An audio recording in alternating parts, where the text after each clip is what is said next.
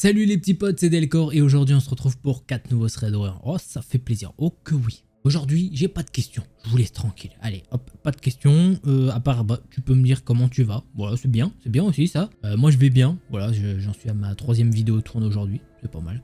Donc voilà, moi ça va, ça va bien, je suis content de te raconter ces threads d'horreur. On va enclencher ça. Donc si toi tu veux enclencher le petit pouce bleu, bah fais-toi plaisir et le bouton s'abonner. Si c'est pas déjà fait, il faut le faire. Là, depuis un petit moment, on a dépassé les 36 000 abonnés. Et franchement, un gros merci à vous, franchement. Et je sais qu'on peut aller plus haut. On peut aller plus haut. Déjà, si tu t'abonnes et que tu l'étais pas, tu vois, ça fait plus 1. Donc forcément, on va aller plus haut. Donc n'hésite pas à le faire, c'est très important. Pour toi, c'est peut-être rien. Ça prend 3 secondes, mais à force, pour moi, c'est beaucoup. Allez, prends ton meilleur chocolat chaud et installe-toi confortablement.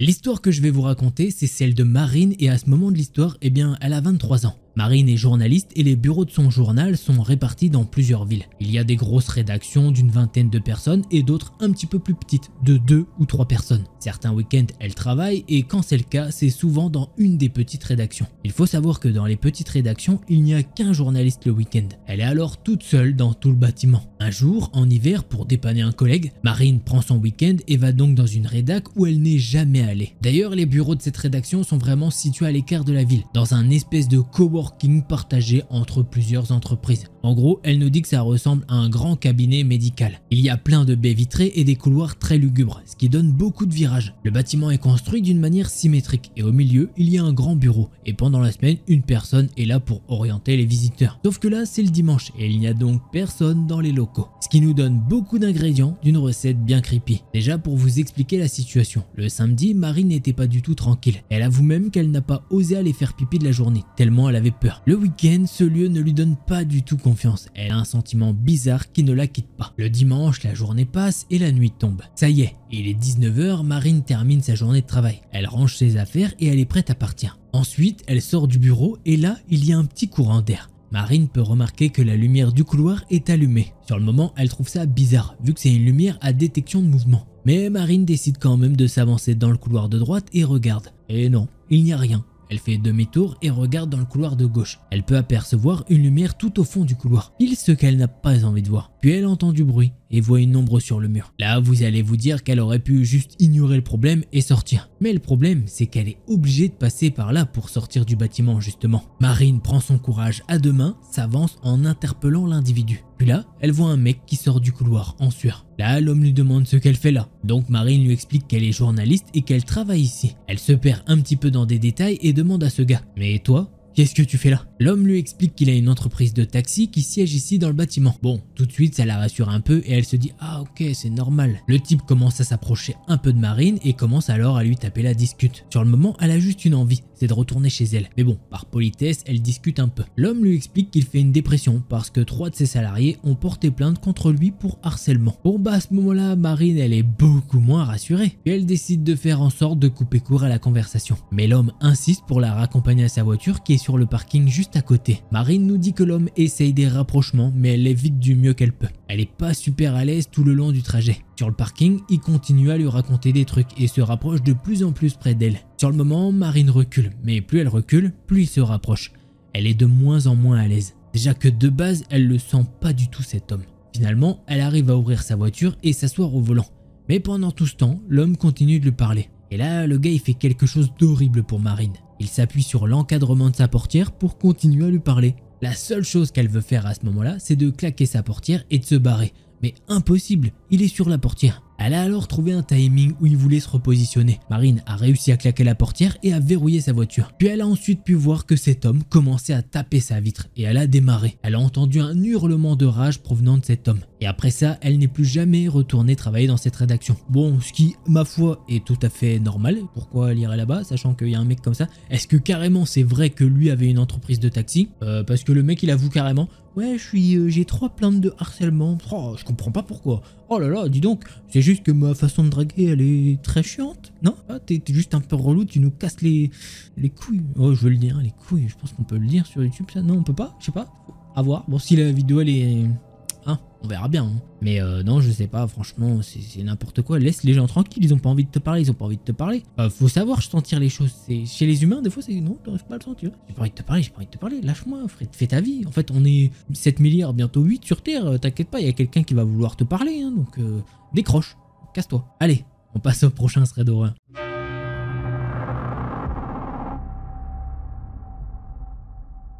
L'histoire que je vais vous raconter a eu lieu en été 2023. L'année dernière, j'ai été muté au sein de mon entreprise pour occuper un nouveau poste dans une grande ville du Midwest. Mon conjoint travaillait et vivait toujours en Californie pendant les mois suivants. J'ai donc loué un studio pour moi-même dans un immeuble récemment rénové dans un quartier populaire du centre-ville, jusqu'à ce que nous puissions chercher un logement ensemble. L'appartement était petit mais assez agréable. C'était dans un bâtiment sécurisé avec des couloirs intérieurs et un joli hall en bas. J'ai été l'une des premières locataires à emménager dans ce bâtiment récemment rénové et d'autres nouveaux résidents ont rapidement commencé à emménager. L'un des principaux avantages de ce déménagement était que je ne serais qu'à quelques heures de route de ma ville natale et de mes parents. J'ai commencé mon nouveau travail et tout se passait bien. J'appréciais mon nouveau quartier et les voisins de l'immeuble restaient généralement seuls comme moi. Puis un nouveau gars est arrivé de l'autre côté du couloir et là, tout a changé. Nous appellerons ce gars David.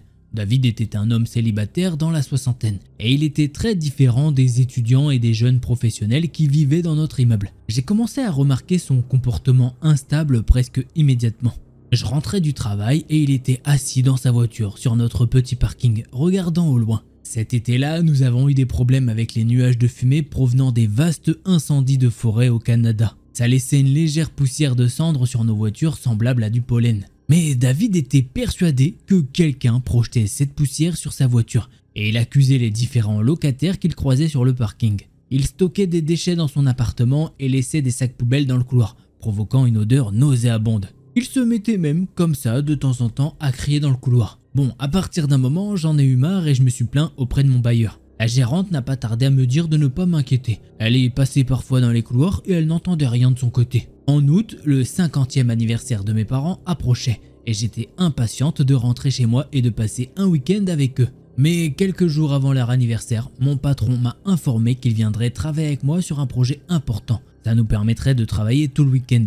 J'étais vraiment déçu et j'avais l'impression de laisser tomber mes parents. Mais j'ai réussi à m'évader pour une petite nuit au milieu de la semaine pour les voir et revenir avant l'arrivée prévue de mon patron. Je suis allé les voir et j'ai passé la nuit avec eux. Le lendemain matin, j'ai vérifié mes emails alors que je m'apprêtais à rentrer chez moi. Il y a eu un email de mon bailleur concernant l'incident de la nuit précédente. L'email était très vague, mais il indiquait qu'un résident était mort et que de plus amples détails viendraient plus tard. Là, j'ai senti que mon cœur se serrait. Et j'ai directement senti que je pâlissais. J'ai cherché qu'est-ce que ça pouvait être que cette dinguerie. Et mon esprit s'est directement tourné vers mon étrange voisin, David.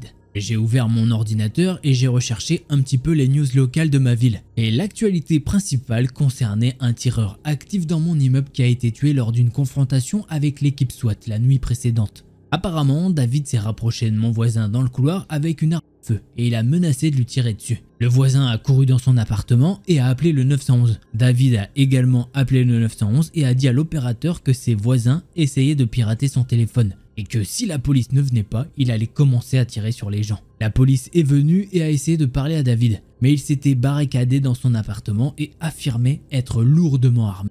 La police de l'État et l'équipe SWAT sont rapidement arrivés et David a commencé à tirer avec un fusil par la fenêtre sur toutes les personnes qu'il voyait dans le parking en contrebas. Tous les voisins de mon étage étaient coincés dans leur appartement sans aucun moyen de s'échapper. Ils ont dû descendre et se barricader pour éviter des tirs. Il y avait un autre bâtiment de l'autre côté de la rue avec une vue directe sur notre immeuble. Un tireur d'élite de la police a pris position dans le bâtiment de l'autre côté de la rue et a tiré sur David à travers sa fenêtre. Ensuite, ils ont envoyé un drone vers sa fenêtre ouverte et ont confirmé qu'il était mort avec une arme toujours à la main. Heureusement, personne d'autre n'a été blessé. Je suis rentré chez moi plus tard dans la journée, dans un immeuble criblé de balles et plusieurs voisins qui normalement ne se parlaient pas, se serraient dans les bras, pleurant et se montrant des vidéos de l'incident depuis leur cachette. Je Je n'ai jamais eu autant de chance d'être hors de la ville. Si mon patron n'avait pas gâché mes plans du week-end, je serais rentré à la maison ce soir-là. Je suis clairement désolé que David n'ait pas reçu l'attention dont il avait besoin en matière de santé mentale. Mais il a mis tant de vies en danger. Voilà, c'est comme ça que se termine ce thread d'horreur. Malheureusement, je pense qu'effectivement, cet homme avait des problèmes mentaux et il n'était pas traité, ou du moins peut-être que lui ne prenait pas les traitements, je ne sais pas. Je pourrais pas vous dire plus là-dessus. Mais en tout cas, la personne, elle a eu, comme on peut dire, voilà, on va dire, elle a eu de la chatte. Voilà, faut se le dire. Et clairement, heureusement que le patron, il a chamboulé tous les plans, ce qui fait qu'elle s'est dit, vas-y, je vais aller voir mes parents avant, comme ça, nanani. Et voilà, moi j'ai aussi une histoire à vous raconter, qui effectivement, c'est aussi de la chatte. Ah, je pourrais vous la raconter parce qu'elle est aussi terrifiante. Ah je vais y penser. Je vais y penser à vous la raconter, je pense. Pas dans cette vidéo-là, mais effectivement, j'ai aussi quelque chose qui est dans cet acabit-là, effectivement, c'était bien de pas être là ce jour-là. Voilà. Voilà, je vais vous raconter ça dans une prochaine vidéo. Ce sera un petit peu comme l'anecdote de cette vidéo-là. Vous l'avez kiffé celle-ci. Et c'est un peu dans... Enfin, c'est autre chose. Là, pour le coup, c'est vraiment réel. Et franchement, j'étais content de pas être là. Donc voilà, je vous raconterai ça dans une prochaine vidéo. Allez, on passe au prochain thread d'horreur.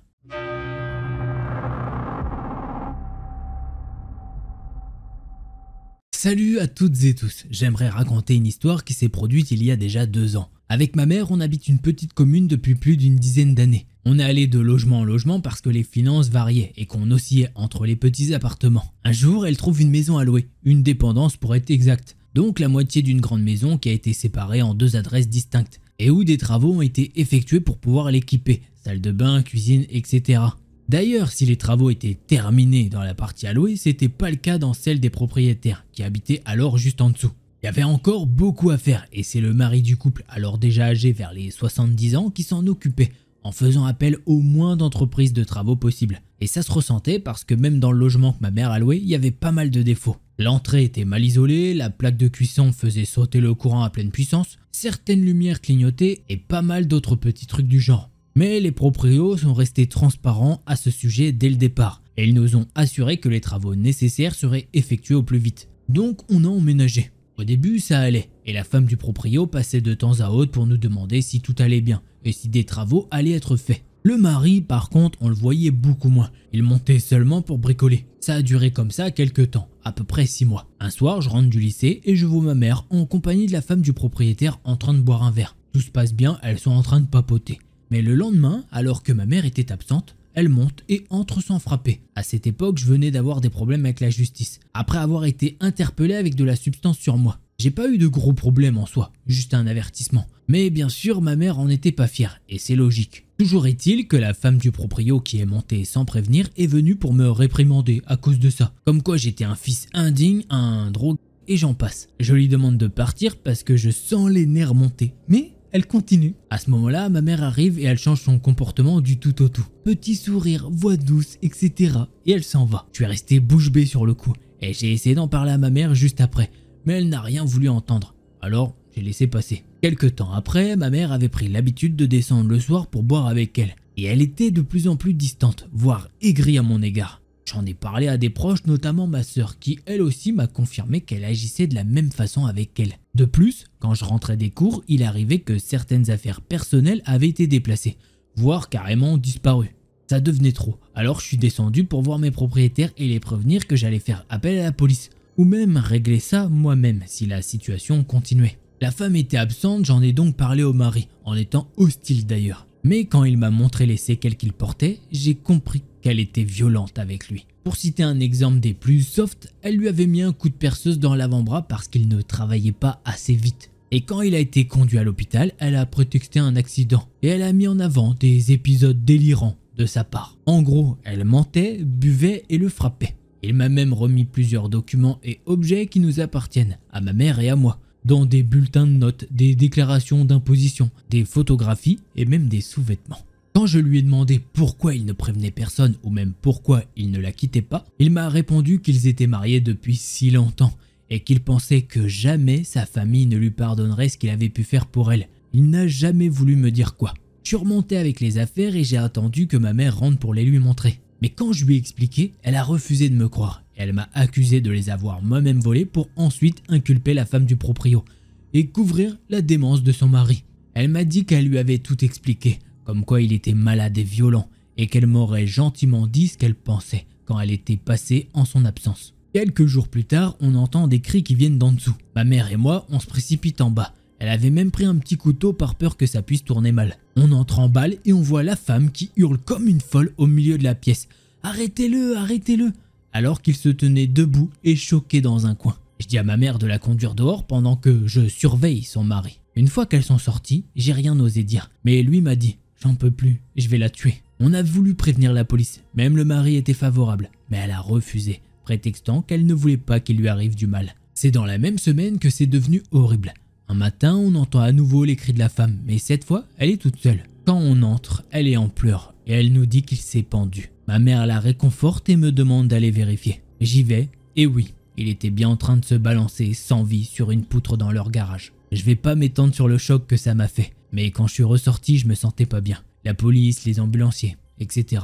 Ils sont bien sûr vite arrivés et on a fini par remonter. Un mois plus tard, la propriété a été revendue, donc on a eu d'autres propriétaires qui nous ont d'ailleurs fait part de plusieurs faits. D'autres objets cachés à nous dans le grenier, le fait que la femme avait plus l'air impactée par l'idée de devoir vendre la maison que d'être en deuil, et aussi qu'elle leur avait remis une clé de notre location alors qu'elle n'avait pas le droit d'en avoir. Suite à ces événements, ma mère s'est excusée auprès de moi, même si je lui en ai vraiment voulu. Et après ça, on n'a plus jamais entendu parler d'elle. On n'a pas déménagé depuis, mais les nouveaux propriétaires sont très corrects. Et voilà, c'est ainsi que se termine ce thread d'horreur pour aussi montrer plusieurs choses. Bon bah voilà, malheureusement, la violence conjugale n'est pas qu'à sens unique, hein. C'est pas que l'homme envers la femme, ça arrive aussi que la femme soit violente envers l'homme. Voilà, je pense que c'est bien de le dire, puisque des fois on a l'impression que malheureusement, l'homme est le méchant tout le temps. Bon, faut remettre dans... ça arrive, hein, les chiffres, je vais pas te les sortir parce que je les ai pas. Voilà, tout simplement. Mais en tout cas, ce qu'on peut dire, c'est que cette femme était quand même assez zinzin, hein, tu vois, elle avait des petits...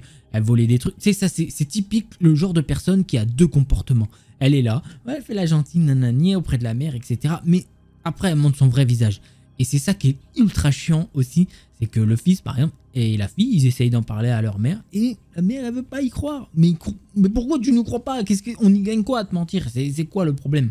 Pourquoi? Qu'est-ce qu'on y gagnerait? Je sais pas. Voilà, donc c'est chiant, genre la meuf, bah voilà, là la personne elle était très relou et malheureusement ça aurait pu peut-être, je sais pas, avec l'aide de la mère, peut-être que le mari se serait pas, enfin voilà. Voilà, je sais pas quoi dire de plus, donc on va passer au prochain thread d'horreur.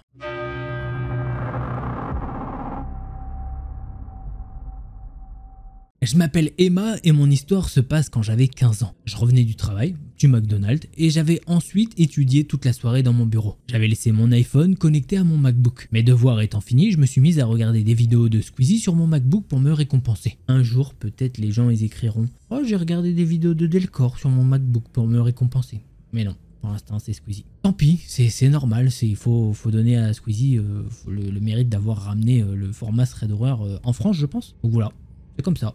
Allez, on reprend. Durant l'une des vidéos, j'ai voulu prendre mon téléphone pour voir si j'avais des messages. Je me suis arrêté en plein mouvement car mon iPhone était déjà ouvert, il était déverrouillé. Je trouvais ça étrange car ça faisait des heures que je ne l'avais pas touché. J'ai appuyé sur le bouton pour éteindre, mon iPhone s'est tout de suite réouvert. C'est alors que j'ai vu mon téléphone se déverrouiller par lui-même sans que je ne le touche. C'est comme si un fantôme avait tapé mon code et déverrouillé mon téléphone devant moi. Je fixais l'iPhone, tétanisé. L'application de l'appareil photo s'est ouverte et la personne s'est mise à filmer principalement mon plafond, car mon téléphone était sur la table. Je regarde le téléphone, je ne savais pas quoi faire, je ne pouvais pas bouger. Le téléphone s'est ensuite éteint par lui-même. J'étais soulagé. J'ai tourné la tête vers mon MacBook et mon sang s'est glacé. Mon MacBook avait ouvert l'application FaceTime. Et j'étais donc actuellement en appel vidéo avec un inconnu. Le son avait été coupé, la caméra de la personne n'était pas activée. Je savais qu'il ou elle me voyait et qu'il avait utilisé mon cellulaire pour faire diversion. J'ai doucement fermé mon MacBook en silence et je suis monté dans ma chambre. J'ai pleuré toute la nuit. J'avais tellement peur. Le lendemain, j'ai décidé de prendre mon ancien iPhone, un iPhone 5. Mais ça n'avait rien changé. Mon ancien téléphone se déverrouillait lui aussi par lui-même. Et à chaque fois, la personne tentait de me filmer et allait dans l'appareil photo. C'est la même soirée que j'ai réalisé que le hacker avait accédé à mon compte iCloud, car il y avait un ordinateur étrange dans la liste de mes appareils. Je l'ai donc supprimé de ma liste et j'ai changé mon mot de passe. Ce qui me fait le plus frissonner, c'est que je ne sais pas quand le hacker a commencé à me filmer. Je me changeais souvent devant mon téléphone avant, ne pensant pas au fait que j'étais potentiellement filmé. Je suppose qu'il me filmait depuis longtemps, car depuis quelques semaines, l'application Sommeil me disait que je me réveillais durant la nuit, car mon téléphone était utilisé pendant environ 2 heures chaque nuit. Je croyais simplement que c'était un gros bug récurrent, et c'est comme ça que le thread se finit. Eh oui, faites très attention, c'est chiant hein, vraiment de se dire j'ai mon téléphone, c'est mon téléphone, je fais ce que je veux, etc. Mais oui, tiens, petite question, vas-y. C'est est-ce que justement vous utilisez votre téléphone, tu vois, genre moi par exemple, je sais que des fois je l'emmène aux toilettes, hein, ça arrive, tu vois. N'hésitez pas, hein, mettez des petits caches ou quoi sur vos trucs, hein, les caméras, si t'as pas envie d'utiliser, faites gaffe quoi.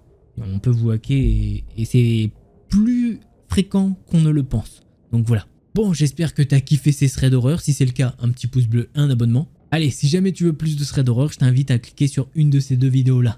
Allez, c'était Delcor. En attendant la prochaine vidéo, portez-vous bien. Tchuss les petits potes.